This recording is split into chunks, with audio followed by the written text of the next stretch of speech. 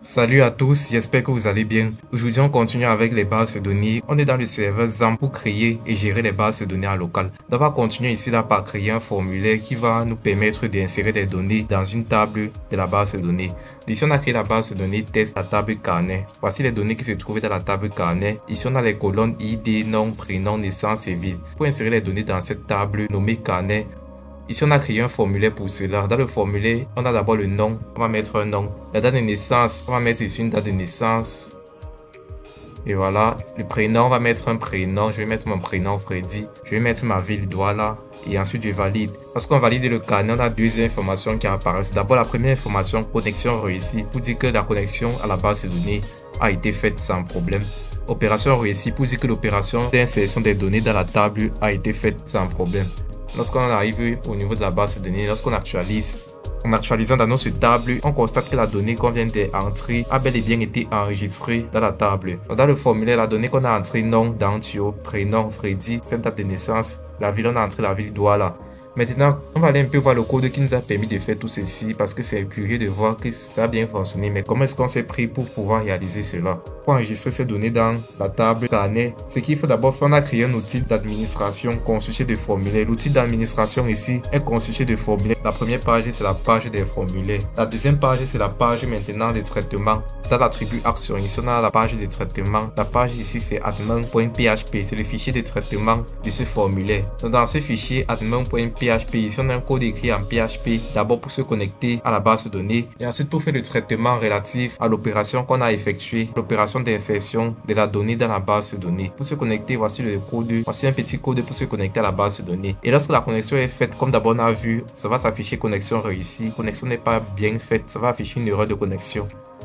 Maintenant, lorsque la connexion au serveur est faite, ce qu'il nous reste à faire, c'est de traiter les informations qu'on a entrées dans le formulaire. Comment traiter les informations entrées dans le formulaire? Pour ce faire, on va d'abord créer des variables qui vont correspondre aux différents champs qu'on a vus. On avait le champ pour le nom, le champ pour le prénom, le champ pour la date et le champ pour la ville. Donc, on va créer les 4 variables correspondant à ces 4 champs. Ensuite, on va créer ici là une variable qui va enregistrer le résultat du traitement qu'on veut faire.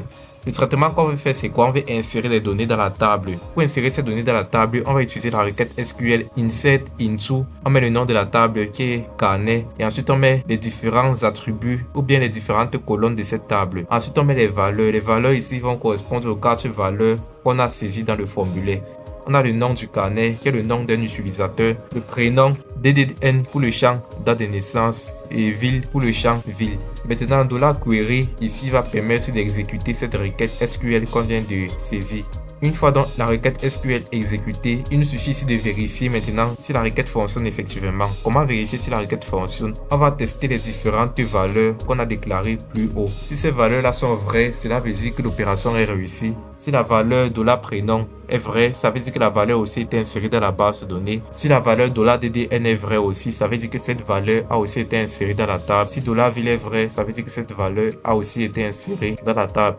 $query maintenant qui est la réponse de l'exécution de la requête. Si c'est aussi vrai, ça veut dire que la requête a été effectuée avec succès. Si la requête a été donc effectuée avec succès et que toutes ces valeurs donc sont vraies, on peut afficher le message opération réussie. Dans le cas contraire, échec, l'exécution de la requête n'a pas été faite comme prévu. C'était assez simple de pouvoir faire tout ceci. Ça serait maintenant notre nouvelle méthode. On va créer des formulaires, on va saisir des informations qui vont interagir avec la base de données qu'on a créée dans le serveur XAMPP. Donc, ça serait notre nouvelle méthode, créer des formulaires, pouvoir interagir avec une base de données, pouvoir modifier ces données, pouvoir mettre à jour, pouvoir créer même des nouvelles tables à partir du formulaire. Donc, tout cela, on va faire dans les prochains tutoriels. Déjà, merci de liker au maximum, merci de partager. N'hésitez surtout pas à faire part de vos commentaires, de vos préoccupations. Et abonnez-vous à la chaîne qu'on se retrouve donc très bientôt. Comme toujours, c'était Freddy. À plus à vous, les programmeurs.